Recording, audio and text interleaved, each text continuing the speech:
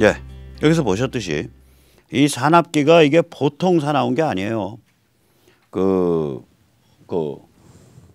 자기는 그 미투 선언한 사람들 또 거기에 동감하는 사람들 다 맞다고 생각한다. 즉 성폭행했다고 생각한다 이 얘기예요. 그리고 그 사람들 용기 참 좋다고 생각한다. 이제 이렇게 바이든을 들이받았단 말이에요. 이런데도 불구하고 이 여자가 픽업이 된 거예요. 이게 보면 아시겠지만 나는 개념 있는 진보 좌파 여성 정치인이라는 그 이미지를 만들기 위해서는 무지하게 기민하게 뛰는 여자입니다. 굉장히 사납게. 그런 자리는 그냥 대가리 퍽퍽 내면서 그냥 계속 싸우는 그런 타입이에요. 그러니까 이게 앞뒤가 없는 거죠. 진정성도 없고. 이 여자 그러다가 개망신한 사건이 한 번 있었어요. 이것도 앞으로 많이 밝혀질 텐데 이 사건입니다.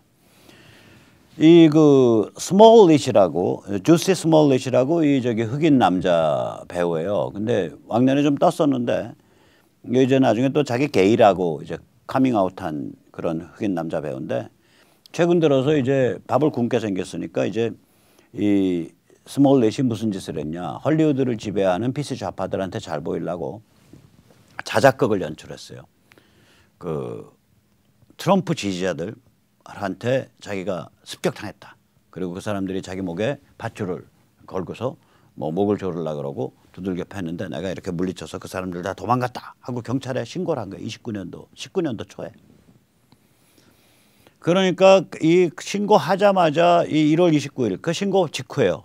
카말라 해리스가 트위터에 쓴 걸 보세요. Jussie Smollett is one of the kindest, most gentle human beings I know. Jussie Smollett은 내가 만나본 인간 중에 가장 친절하고 가장 젠틀한 사내였다. I'm praying for his quick recovery. Jussie Smollett이 빨리 회복하기를 바란다.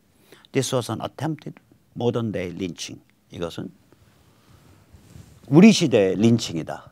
그러니까 흑인에 대한 테러다. 이러고 썼는데 며칠 있다 뭐가 밝혀졌냐. 얘가 자작극인가 밝혀져 갖고 얘 시카고 그 시 경찰한테 고발당해서 10만 불 이상 물었어요. 얘. 그 허위 신고로 고발당해서. 그러니까 뭐냐면 나는 진보 좌파 개념녀라고 띄울 수 있는 자리가 조금이라도 있으면 그 틈새가 있으면 바로 머리 내고서 나 진보 좌파 개념녀 나 진보 좌파 개념녀라고 설치는 그런 타입의 정말 징글징글 맞은 여자입니다. 이런 여자가 부통령 후보로 지명이 됐는데 그 부통령 후보에 관해서 바이든 스스로의 말에 의하면 자기가 당선되자마자 대통령으로 양위하겠다 이런 상태가 됐기 때문에 그리고 이 여자의 그동안에 쳐벌린 일들이 하나둘이 아니에요. 예를 들면 이것도 이제 크게 문제가 될 텐데 이 여자가 29살에 진보 진영에 조인을 하면서 그때 60살쯤 된 유부남 흑인 진보 진영 그 LA 샌프란시스코 에리어의 진보 진영 지도자의 정부가 됐어요. 뜨려고. 요번에 이제 그 부통령 그거가 이제 그 저기 아니 요번에 이제 그 부통령 이 후보로 그 검토가 되니까 이 흑인 지도자가 나중에 샌프란시스코 시장까지인가 한 아주 거물이에요. 이 흑인 지도자가 직접 민주당 지도부한테 야 그 걔는 인성이 안 됐어. 걔 쓰면 안 돼라고 직접 얘기를 했음에도 불구하고 이 여자를 부통령 후보로 한 거예요. 그러니까 29살짜리 애가 자기보다 30살 많은 흑인 시민운동 거물한테 몸바치고 수청 들고 출세한 거예요. 그것도 학교는 멀쩡한 데 나왔을 거예요. 이게 스탠포드인가 하버드인가 나왔어요. 이거. 아 지독한 것들이에요. 이런 타입의 사람이에요. 이게. 그러니 앞으로 얼마나 문제를 많이 일으킬 것이며 특히 더 문제는 뭐냐. 이제 가관이 돼요. 뭐가 문제냐. 지금 바이든이 전체적 판세를 보면 이길 확률이 없거든요. 자, 바이든이 이길 확률이 없다 그러면 이 여자는 그 없는 확률에서 바이든의 당선을 위해서 아까 뉴욕타임스가 말한 그런 moderate, practical moderate, 실용주의적 중도의 이미지를 만들려고 노력할 거냐? 아닙니다. 버니 샌더스 지금 나이가 벌써 이제 은퇴잖아요. 버니 샌더스가 이끌고 있는 극좌 세력이 있다고요. 한 3% 돼요. 그다음에 이번에 튀어나온 DSA, 아카시아 코르테스, 일함 오마르, 그 DSA, 그러니까 민주 사회주의자 연맹, 그다음 안티파 같은 극좌 세력. 그 다음에 엘리자베스 워렌도 이번에 이제 끈떨어졌거든요. 엘리자베스 워렌을 지지하는 좌파 세력.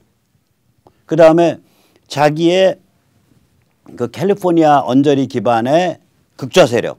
여기를 다 묶어가지고 딱 하나 틀어지고 있으면 그게 얘 계산으로는 최소 5에서 10% 사이. 그러니까 전체 유권자의 5에서 10% 사이에 온화가 될 수 있다고 계산할 거예요. 분명히. 그러니까 이게 무슨 짓을 저지를 거냐면 지금 자기 색깔을 빼야 되거든요. 극좌적인 그런 사나운 색깔을 빼고 practical moderate 그러니까 pragmatic moderate 그러니까 실용주의적 중도로 포지셔닝을 해야 되는데 그렇게 하는 게 아니라 이렇게 내질르는 극좌 포지셔닝을 계속 끌고 갈 거라고요. 그래야 자기의 고유 기반 이 한 정치인이요 전국구로 5에서 10% 차지하고 있으면 이거는 무시무시한 그 우리로 치면 삼김급이란 말이에요. 무시무시한 거물이 된다고요. 얘는 그걸 목표로 할 거예요. 그거가 기본이고 그러다가 어떻게 운이 좋아가지고 대통령 당선되는 데에 기여할 수 있으면 다행이고 그래서 이런 애들이 될 거기 때문에 민주당이 바이스 프레지던트 그러니까 부통령 후보를 지명한 후에 엄청난 그 내홍을 겪을 거다라고 정치평론가들이 써왔던 거예요. 얘 분명히 그렇게 갑니다. 왜냐하면 제가 얘 같은 타입의 사람이라면 제가 얘같이 살아왔다면 저는 그 계산할 거예요. 내 고유 기반 만든다.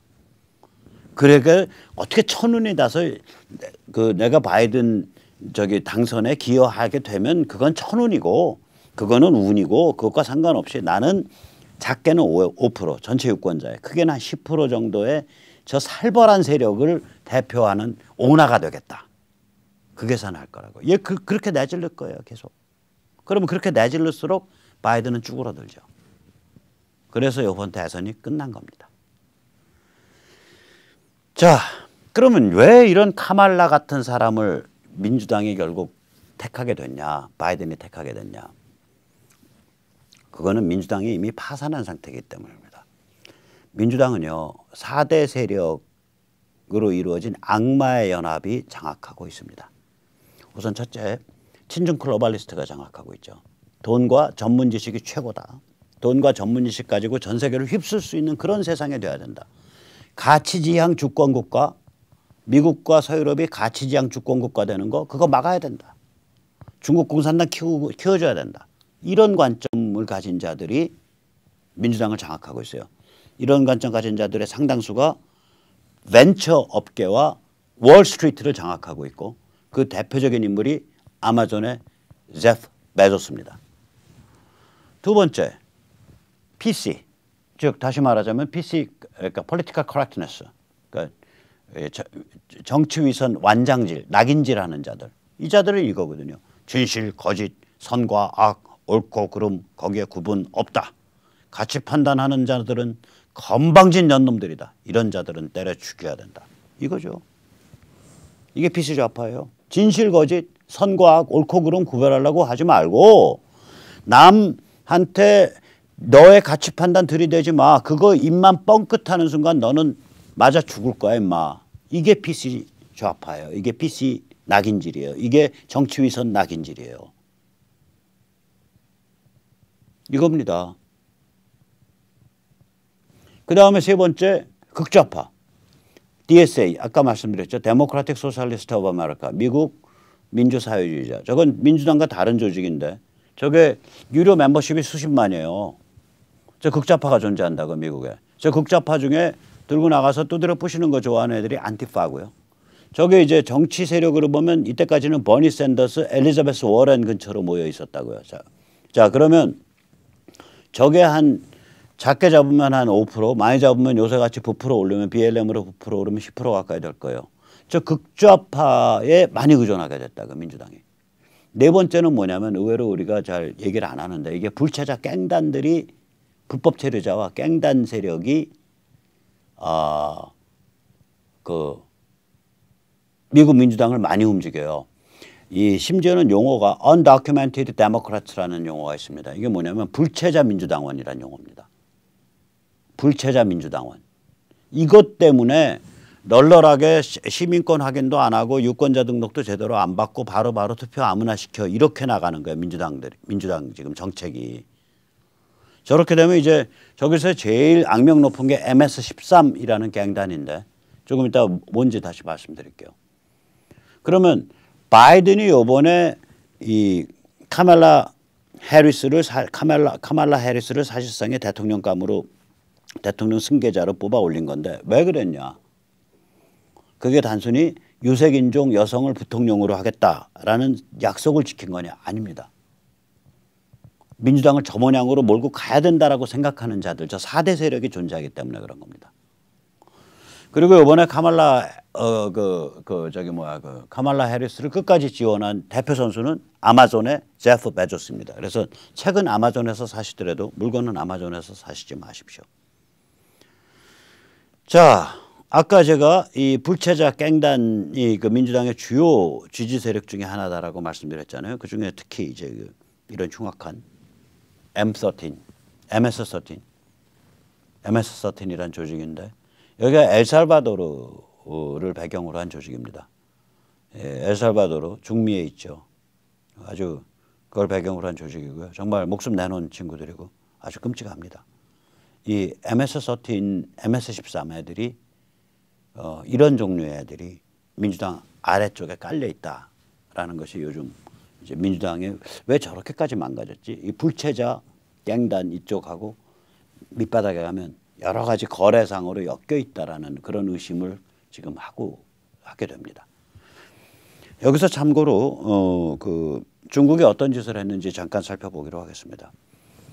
이 엘살바도르는 이제 여기 이제 사진에 보면은 왼쪽 저기 중미에 있는 조그만 데고요. 엘살바도르 여기 연두색으로 나타난 데가 전부 중국이 2019년 말까지 원벨트 원로드 로드 앤 벨트 이니셔티브 1대1로의 관계를 포괄시킨 집어넣은 그런 나라들입니다. 큐바는 당연하고요. 카리브해에서는 도미니카 공화국하고 자메이카가 들어가 있고요. 중미에서는 엘살바도르, 코스타리카, 파나마가 들어가 있고요. 그 다음에 악명 높은 베네수엘라 들어가 있고요. 베네수엘라 옆에 기아나, 수리남 들어가 있고요. 그 다음에 이쪽 안데스 지역으로 오면 에콰도르, 페루, 볼리비아, 칠레가 들어가 있고요. 브라질 밑으로 우루과이 들어가 있고요. 브라질에도 약간 좀 돈이 들어가 있고 그렇습니다. 자, 근데 이 엘살바도르와 시진핑 사이에 언제 그러면 도장을 찍었냐? 무려 굉장히 가까운 시일에 과거에 도장을 찍었습니다. 1년이 안 됩니다. 2019년 12월. 다시 말하자면 미중 전쟁에서 거의 빈사 상태에 몰리면서도 중국 공산당이 끝까지 이걸 추진한 거예요. 중남미 침투를. 자, 중남미 침투하면 자, 엘살바도르 저런 대통령은요. MS-13 같은 애들, 마약 조직하는 애들하고 다 연관 있는 사람들이에요. 이게 이렇게 무시무시한 커넥션이라고요, 지금. 이 글로벌리 움직이고 있는 커넥션이. 그래서 어떻게 좀 철학적으로 표현하자면 이게 뭐냐면요. 어떤 현대 문명이 이 지경까지 이 정도 수준까지 발전을 하다 보니까 굉장히 큰 질병을 앓고 있는데 과연 인류가 현대 문명을 감당해낼 수 있냐. 이런 그 상황에 지금 우리가 처해 있다고 봅니다. 그리고 그 현대 문명을 감당해낼 수 있냐 없냐라는 그 최종 승부처 전선이 딱 두 개가 있는데 태평양 저쪽에 미국, 태평양 이쪽에는 한국입니다. 한반도입니다. 그래서 저는 이번에 다행히 미국 대선에서 트럼프가 재선될 거라고 믿기 때문에 이 전쟁이 계속될 수 있고 이 문명을 위한 전쟁이 인간 존엄을 위한 전쟁이 가치지향 주권 국가를 위한 전쟁이 계속될 수 있고 그것이 우리한테 굉장히 좋은 그런 그 결과 기회를 가지고 올 거다라고 믿습니다. 그래서 이제 그걸 다시 한번 정리를 해드리면 이 그림은 제가 가끔씩 다시 반복드릴게요. 사축 게임입니다. 문명과 세계 질서가 트럼프 재선, 미중 전쟁, 가속, 북한 접수 해방 이 세 가지 방향으로 흘러가고 있습니다. 여기에 따라서 문팔육은 멘붕 히스테리가 오죠. 멘붕 히스테리가 오죠. 그래서 지금 뭐 검찰 개혁인지 검찰 개혁인지 하다가 지금 완전히 개판 나는 거고, 그래서 부동산 뭐 이런 거 가지고 불장난하다 개판 나는 거고, 악법은 하루가 멀다고 만들려고 하고, 이렇게 이러한 기운, 즉 다시 말하자면 트럼프가 재선이 확실시된다. 미중 전쟁이 더 강화된다. 그다음에 북한 접수 해방 가능성이 높아진다. 이것이 점점 더 사람들의 눈에 들어오게 되면, 가시권 안으로 들어오게 되면 이 문팔육의 이런 그 자충수와 발악, 폐악질은 점점 더 심해지고, 그에 따라서 국민들의 민심의 이반은 점점 더 커집니다. 또한 이렇게 문명과 세계 질서의 변화, 거대한 변화가 점점 더 사람들한테 실감될수록 수구 기득권의 그 정신분열이 굉장히 심해집니다. 이 수구 기득권은요, 한편으로는 문명과 세계 질서의 거대한 변화를 안 원해요. 그렇게 변화하게 되면 결국은 이제 북한 접수 해방이 나오게 되고 대한민국 정치 문화가 확 바뀌니까 이 수구 기득권들이 이때까지 해왔던 집토끼 게임 이런 걸 잘 못하게 된다고요. 그래서 이 사람들은 국내 정치 쓰나미에 대한 공포가 심해서 트럼프나 미국 자유보수혁명에 대해서 적대적이에요.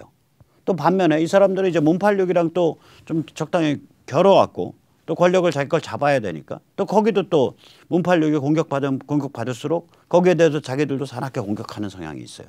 그러니까 이중적인 데가 있죠, 이게. 수구 기득권이라는 게. 구체적으로 적실하자면 조중동, 김무성, 유승민, 황교안, 김종인 이런 자들이죠. 이게 분단 수구 기득권인데 이 자들은 한마디로 정리를 하면 그런 겁니다. 그러니까 경제는 중국, 안보는 미국.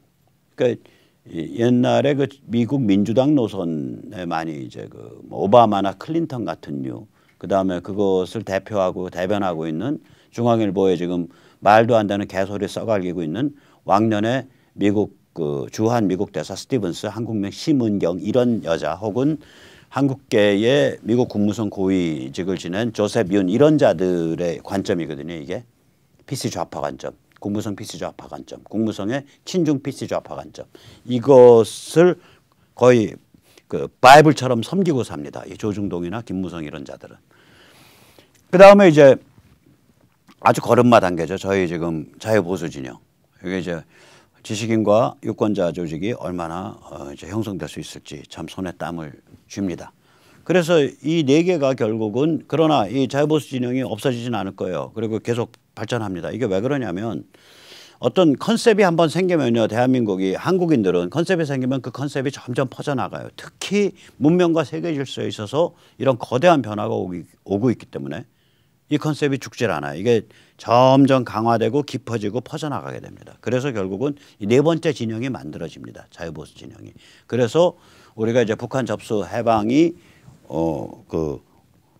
일어나는 그 전후로 해서부터 이 자유보수 진영이 지금 잘 씨앗을 만들어두면 급팽창할 것이고, 그것이 북한 접수 해방을 통해서는 급팽창하면서 아주 강력한 세력이 될 수 있도록 우리가 힘을 모아야 됩니다. 그런 의미에서 국민주권 자유시민연대 많이 가입해 주시기 바랍니다. 특히 건강하시고 또 생활에 좀 여유가 있으시고 시간적 여유가 있으시고 사회성이 강하신 분, 이런 분들이 지역 활동가에 나서 주시면, 그런 분들이 전국적으로 한 100명, 한 지역, 한 선거구, 국회의원 선거구에 한 5명씩 나서 주시면은 대한민국이 깔끔하게 정리됩니다.